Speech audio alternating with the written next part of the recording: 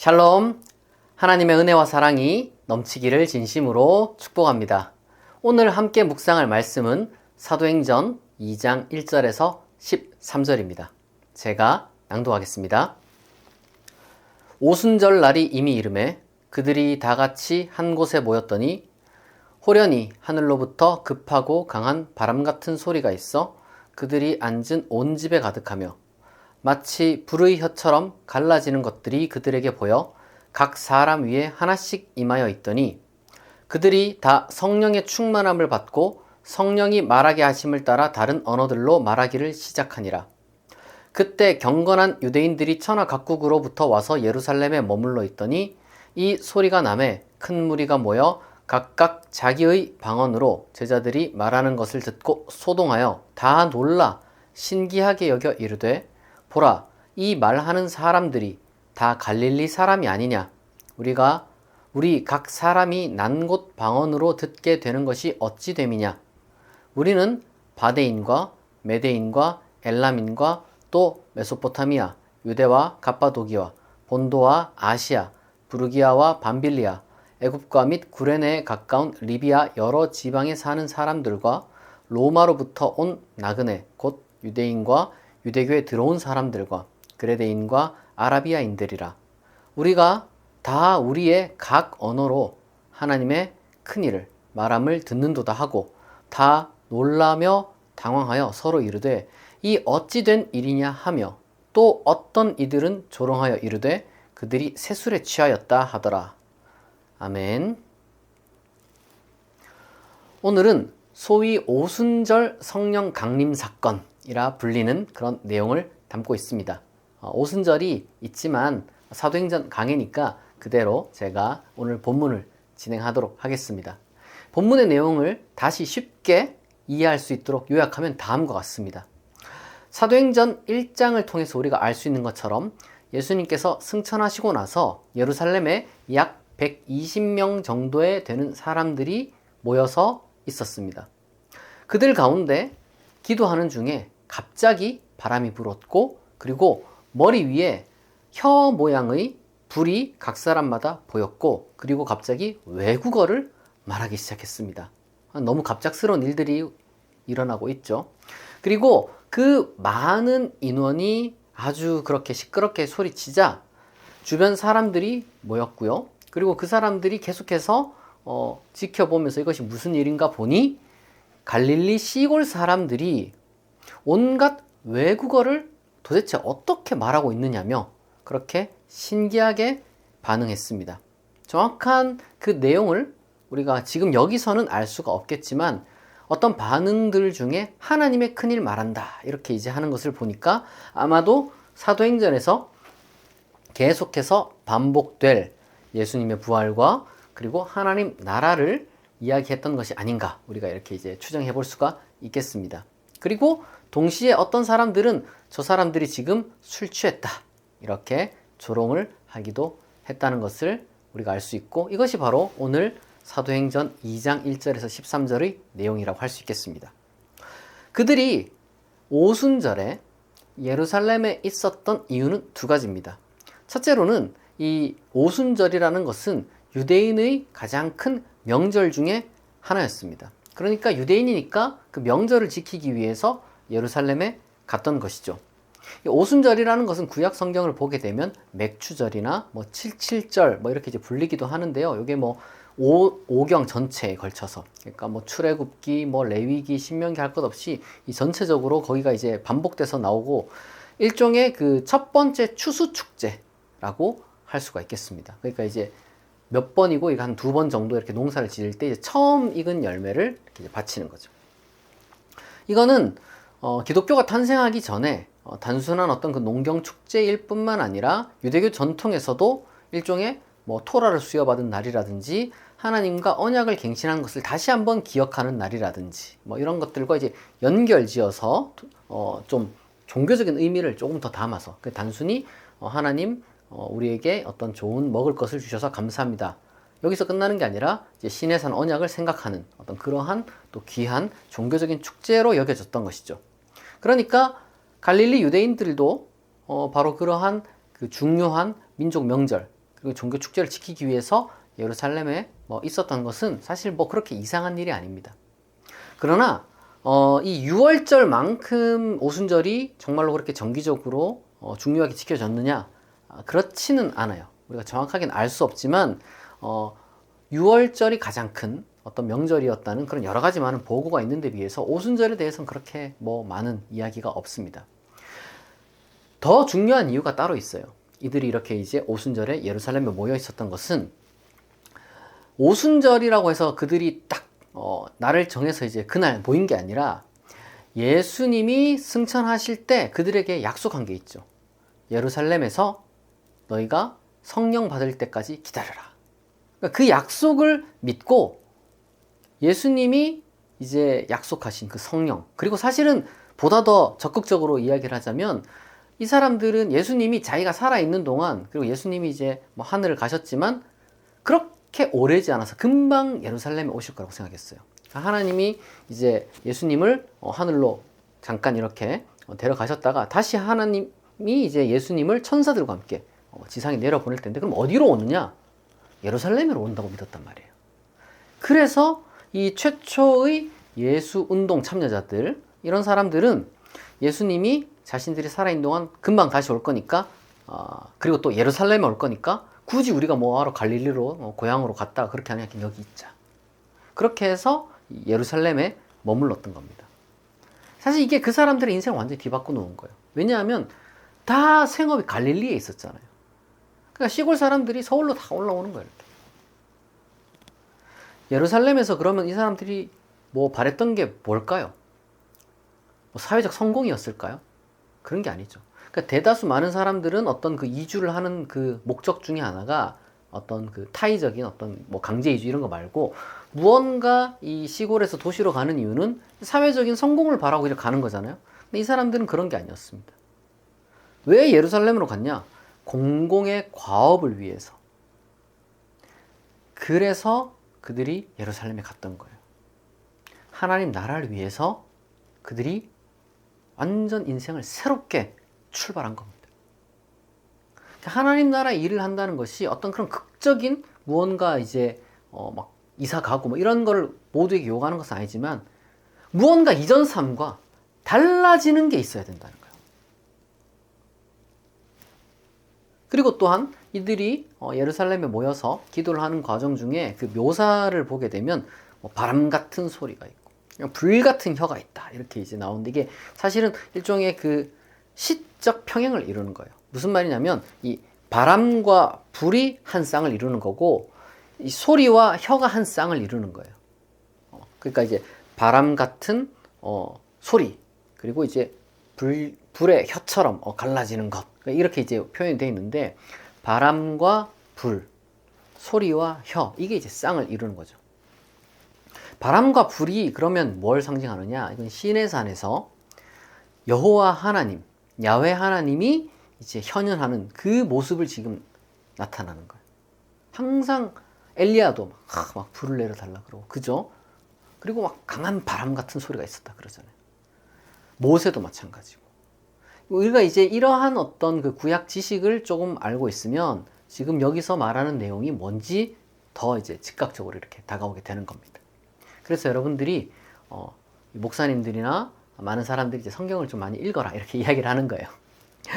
이스라엘의 하나님, 그리고 예수님의 아버지가 지금 그러니까 여기 임한 거예요. 신의 산에 임했듯이 지금 여기에 임하신 겁니다. 그리고 소리와 혀는 그럼 뭘 상징할까요? 내용이죠, 내용. 메시지를 주셨다는 거예요. 구약시대에는 뭐가 임했습니까? 토라가 임했죠. 토라. 십계명. 그 축약본이죠, 십계명이 아주. 근데 사실은 이 토라가 임한 거죠. 이번에는 뭐가 임했냐? 이 하나님 나라의 메시지가 임했다는 거예요. 하나님의 큰일, 무엇을 선포해야 되는지 그 메시지가 이들 가운데 임했다는 거죠. 예전에는 구약시대에는 그 토라가 누구에게 주어졌냐? 십계명이 누구한테 주어졌습니까? 모세 개인에게 주어졌잖아요. 지도자 한 사람에게 주어졌습니다. 근데 이 기독교는, 성령은 어떻게 메시지가 임하였느냐? 한 사람에게 임한 게 아니라 기도하는 모두에게 동등하게 임했다는 거예요. 하나님 나라를 꿈꾸는 모든 사람들이 같이 기도하니까 누구 하나 차별 없이 다 똑같이 하나님께서 지혜를 주시고 힘을 주셨다. 지금 이걸 상징하는 겁니다. 완전 새로운 공동체가 시작되었다는 그 상징적인 의미가 있는 거죠. 물론 예전에 구약에도 예고가 되어 있긴 했었어요. 이제 모세 외에 다른 사람들이 막 성령 받았다고 하니까 이제 막 누가 와가지고 모세한테 얘기하고 그러잖아요. 그러니까 모세가 근데 모든 사람이 다 나처럼 되길 바란다. 근데 사실 그렇게 이제 수준이 못 따라왔던 거죠. 그러나 이 기독교 출발부터는 모두가 다 평등하고 동등하게 하나님의 메시지를 누구나 어렵지 않거든요. 받아들이고 그리고 그것을 증거할 수 있고 믿을 수 있는 용기와 희망이 그들 가운데 똑같이 임했다는 거예요. 그런데 성경을 보니까 이 사람들이 성령을 받고 그렇게 외국어로 말했다고 이야기를 해요. 외국어로. 방언. 성경으로는 옛날 표현이죠. 방언. 사람들이 방언 이러면은 어떤 사람들은 무언가 신비적인 어떤 이야기를 생각하는 사람도 있고 어떤 사람들은 사투리라고 생각하는 사람들도 있고 그런데 지금 여기 본문에서는 외국어입니다. 그러니까 우리나라 사람한테는 일본어, 중국어, 뭐 영어 이런 것들이 이제 외국어잖아요. 그러니까 그런 외국어를 이야기를 하는 거예요. 그러니까 우리는 뭐 충청도 사투리, 뭐 전라도 사투리, 경상도 사투리, 아니면 뭐 제주도 사투리, 뭐 이런 식으로 이제 이야기를 뭐 강원도 사투리 하는 사람들이 있지만 그게 아니라 그리고 또 정말 알아듣지도 못하는 그런 그 옹알거림 같은 어떤 그런 거를 지금 상징하는 게 아니라 외국어를 이야기를 하는 거죠. 이게 근데 왜 이게 기적이냐? 생각해 보세요. 아무것도 무언가 이제 배우지도 못한 이 갈릴리 촌사람들이 갑자기 외국어를 한다. 이거는 신비로운 현상이에요.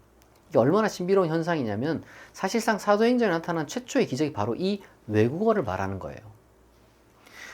그리스 문학 중에 기원전 7세기에서 5세기에 아마 이제 쓰여졌고 이제 수집되었던 호메로스 찬가라는 게 있습니다. 뭐 진짜 호메로스가 한 건 아니고 이제 그냥 그의 이름을 빌려가지고 그렇게 이제 쭉 내려오는 것인데 이게 그리스 신들에게 바치는 33개의 그리스 찬가를 모은 거거든요.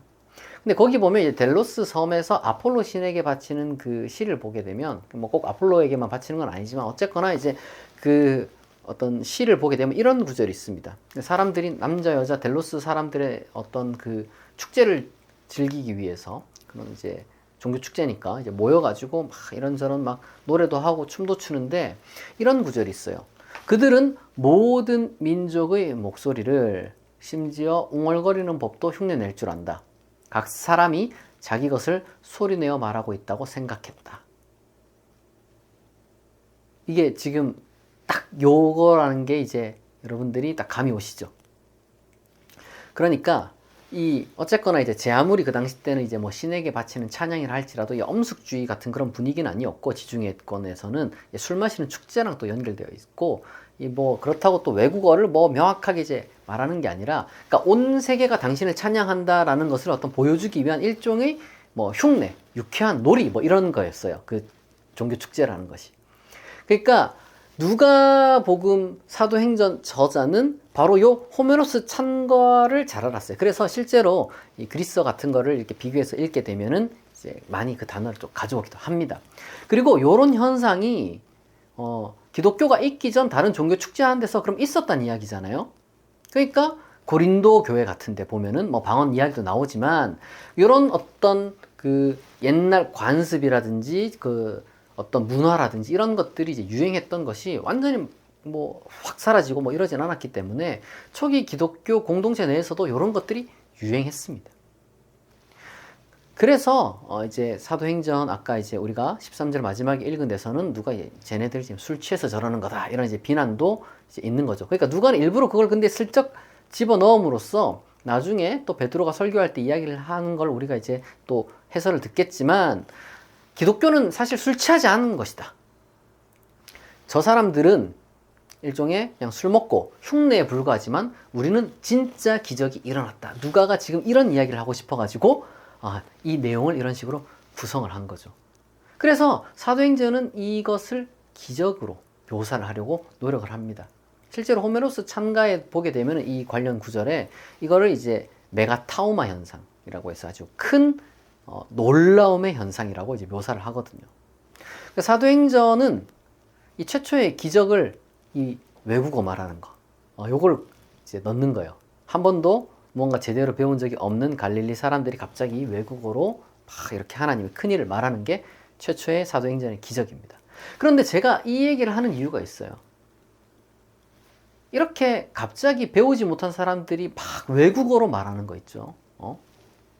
그리고 또 그 외국어가 어느 지역 언어인지 막 쫙 나열되잖아요.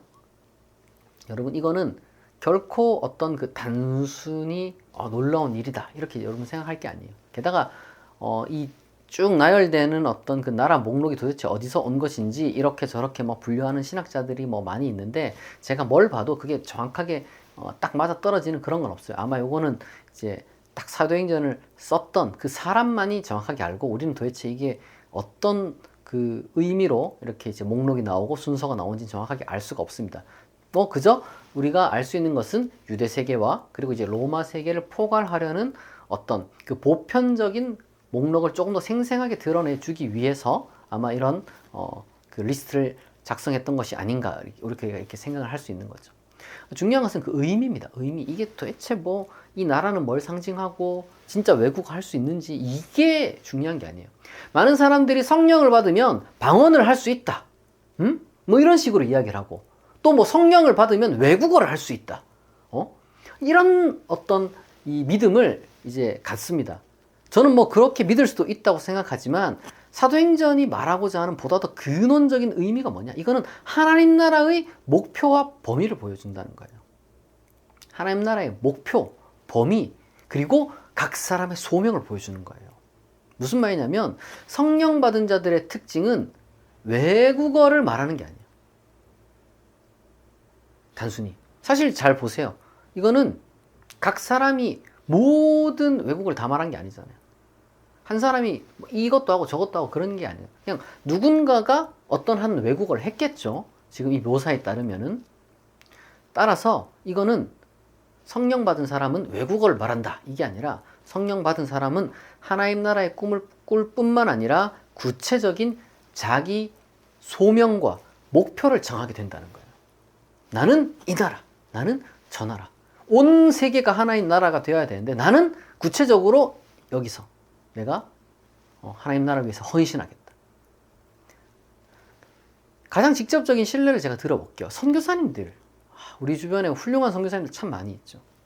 선교사님들은요, 이 나라 갔다 저 나라 갔다 이 나라 갔다 저 나라 갔다, 뭐 어쩔 수 없이 이렇게 옮겨 다니는 분도 있겠지만, 대다수 많은 선교사님들은 한 나라를 품고 평생 기도하고 그 나라를 위해서 헌신합니다. 그럼 그런 거랑 같은 거예요. 그런 거랑. 우리 그리스도인은 당연히 이 보편적인 하나님 나라의 전체 그림을 우리가 이제 그리고 있어야 되는데, 그러나 그 그림 속에서 내 역할도 찾아야 되는 거예요. 하나님 나라가 오시옵소서 이렇게 이제 기도만 하는 게 아니라, 그럼 나는 어떤 일을 해야 될까? 딱 이렇게.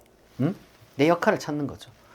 그런데 이걸 우리가 오해하면 안 되는 것이, 그러면 나는 무슨 어떤 거대한 기계 속에 하나의 무슨 부품 같은 존재가 아닙니까? 아니에요. 하나님 나라는 그런 게 아닙니다. 하나님 나라 사역은 팀 스포츠와 같은 거예요. 팀 스포츠. 그러니까 팀 스포츠. 어느 한 사람이 딱 빠지게 되면은 경기 운영이 제대로 안 되는 거예요. 내가 빠진다고 상관이 있을까? 뭐 이렇게 생각을 하잖아요. 근데 여러분, 축구 11명이 하죠. 이 중에 한 명 빠지면 어떻게 됩니까? 균형이 확 무너지잖아요. 내가 비록 뭐 많은 어떤 스트라이커처럼 이렇게 주목을 받지 못한다 하더라도 내가 해야 되는 역할이 명확하게 있는 것처럼, 그런 것처럼 전체가 개인이고 개인이 곧 전체인 그런 유기적인 역할이 우리에게 있는 거죠. 각 사람마다 또 다른 거죠. 모든 사람이 다 골키퍼 하면은 그게 뭐 축구가 됩니까? 그리고 또 모든 사람이 다 공격수 하면 축구가 안 되잖아요. 그러니까 그런 거랑 마찬가지죠. 근데 이게 스포츠, 뭐 축구는 이제 11명이 하는 거지만, 이 하나님 나라는 너무 거대한 과업이기 때문에 모든 그리스도인들이 다 뛰어들어야지 겨우 그 역사 속에서 조금씩 그 발전이 있는 거란 말이에요. 그러니까 정확하게 내 역할을 발견하는 것은 그야말로 성령의 은혜라고 할 수 있는 거죠. 외국어를 말한다, 이게 중요한 게 아니에요. 구체적으로 내가 뭐를 하겠다. 하나님 나라 안에서 나는 어느 나라를 그렇게 이제 선택하는 선교사님처럼, 나는 어느 지역의 언어를 말하는 어떤 그런, 내가 그 지역을 그러니까 담당하는 그런 사람이 되겠다는 그러한 목표처럼, 꼭 제가 지금 말하는 것이 어떤 특정한 나라를 가야 된다, 그런 선교사가 되어야 된다, 그런 얘기 하는 게 아닌 걸 여러분이 잘 아실 겁니다. 내가 해야 될 역할을 잘 발견하라는 거예요. 그것이 바로 여러분 성령의 은혜입니다. 그게 성령 강림이 우리에게 시사하는 바예요. 끝으로 우리는 이 사람들이 이제 반응을 봅니다. 비록 뭐 현상에 대한 것이지만 우리는 하나님 나라를 선포한다면요, 분명히 사람들은 이 완전 둘로 나뉘는 반응을 보일 겁니다. 이제 찬성이냐 거부냐, 그런 태도를 보이겠죠. 근데 사실 이거는 뭐 하나님 나라 선포뿐만 아니라 모든 메시지가 다 그러한 어떤 반응을 받아들일 수밖에 없는 거죠. 뭐 예를 들면 뭐 이거 물건 사라 하면은 안 살랍니다. 사겠습니다. 뭐 둘 중 하나잖아요. 결국에는 이게 완곡한지 아닌지에 따라서 다를 뿐이지, 메시지도 마찬가지예요. 우리가 하나님 나라를 선포함에 있어서 누군가는 거부하고 누군가는 받아들일 겁니다. 근데 여기서 우리가 중요한 것은 우리의 어떤 그 태도나 행실로 인해서 이제 거부당하면 안 되겠죠. 메시지 그 자체는 본래 100% 다 받아들여지지 않는, 누군가는 받아들이고 누군가는 받아들이지 않는 그런 이제 특징이 있어요. 그거는 메시지가 갖는 어떤 그 일종의 본질이라고 할 수 있는 거예요. 본질적인 성격이라고 할 수 있는 것인데, 중요한 것은 그런 점에서 우리는 더욱더 하나님 나라를 전파하는 사람들이기 때문에 더욱더 우리의 태도와 행실에 문제가 없어야 합니다. 그러면 우리는 적어도 우리의 태도와 행실 때문에 메시지까지 모욕당하는 그러한 그 비극을 맞이하지는 않을 거예요. 많은 잘못이 거기에 있는 것 같아요. 제가 봤을 때는 메시지에 집중하지도 않고, 그렇다고 내 태도나 어떤 그 행실에 또 이렇게 이제 충실하지도 않고, 태도나 행실은 엉망이고 메시지도 엉망이고, 그럼 당연히 여러분 그 누가 그거를 받아들이겠어요. 그런데 문제는 이제 내가 거부당하면 내가 메시지를 제대로 전달하지 않았는지도 살펴보지 않고, 내 태도나 행실은 문제가 없는지도 안 살펴보는, 그게 참 저는 큰 문제가 아닌가 이렇게 생각을 합니다. 여러분, 만약 우리가요, 이 아우구스투스의 그 로마, 이 힘과 지배, 소수자를 위한 나라가 아니라 정말 그 하나님 나라, 모든 자를 위한 나라, 이 사랑과 희망의 그 세상, 그걸로 가득한 어떤 그러한 우리가 이제 나라를, 그런 이념을, 그런 가치를 우리가 제대로 전달한다면 사람들은 분명히 전부는 아닐지라도 누군가는 여러분 그것을 받아들이고, 또 그것이 하나님의 큰일이다 이렇게 정말 감탄하고 믿고 우리와 함께 그 하나님 나라를 꿈꾸며 동력할 사람들이 생겨나 우리가 지금 몸담고 있는, 우리가 지금 살아가고 있는 이 세상을, 이 사회를 여러분 바꿀 것입니다. 기독교가 막 죽어간다 그러잖아요. 왜 그럴까요? 하나님 나라의 메시지를 제대로 정말 내가 파악하고 있는지, 그리고 그 하나님 나라의 메시지를 내가 전달하는 태도나 행실에 내가 문제가 없는지, 여러분 이 본질적인 걸 우리가 살펴봐야 됩니다. 그리고 실제로 전했는지, 우리가 성령을 받아야 이게 되는 건데, 반대로 얘기하면요, 우리가 성령을 왜 구해야 될까? 그것을 위해서 우리가 이제 성령을 기다리고 성령을 위해서 기도해야 되는 거예요. 오늘 우리가 사도행전 2장 1절부터 13절까지, 그러니까 오순절 성령 강림 사건을 살펴봤습니다. 여러분, 이 사건은요, 하나님의 능력이 바로 이 세상에 나타나서 이 교회를 만든 것입니다. 그리고 하나님 나라의 메시지를 전 세계에 전파하기 위한 이 준비 사건이었다라고도 할 수 있을 겁니다. 우리는 최초의 기독교인들이 성령을 받은 자들처럼 우리도 그들과 같이 하나님 나라의 꿈을 꾸고 그 안에서 우리의 역할을 찾아야 합니다. 그리고 우리가 용기를 내고 메시지를 전하러 나가야 돼요. 우리는 성령의 지혜와 그리고 성령의 용기와 그리고 성령의 능력을 받아서 하나님의 큰일을 말하고 증거해야 됩니다. 다시 말해서 이 세상에 하나님의 거룩한 사랑, 그리고 하나님의 초월적 희망을 이 세상에 우리는 전파해야 됩니다. 성령의 충만, 그리고 성령의 놀라운 역사가 나를 통해, 여러분을 통해, 우리를 통해 여러분 다시 한번 나타나기를 기도하며, 이 한국 사회가 정말 얼마나 혼란하고 얼마나 절망과 어떤 그 고통 가운데 사람들이, 실망하는 사람들이 많이 있어요.